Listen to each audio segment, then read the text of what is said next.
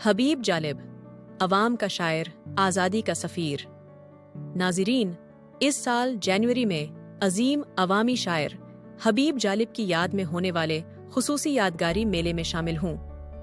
ये इवेंट न सिर्फ जालिब की शायरी और स्ट्रगल को ट्रिब्यूट पेश करेगा, बल्कि हमें उनकी इनकलाबी फ़िक्र और स्ट्रगल जारी रखने का मौका भी फ्राहम करेगा।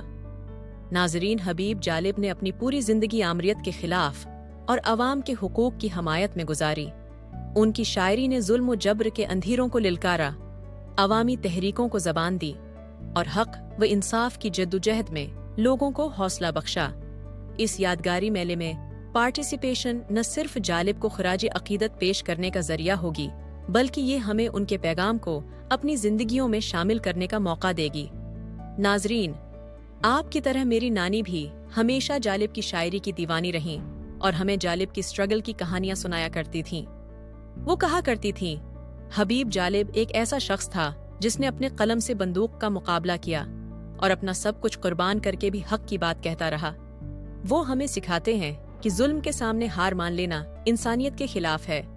नाजरीन, पाकिस्तान के तमाम अवाम से दरख्वास्त है कि इस तकरीब में शामिल होकर जालिब की बातें जिंदा रखें, जालिब के ख्वाबों को पूरा करें।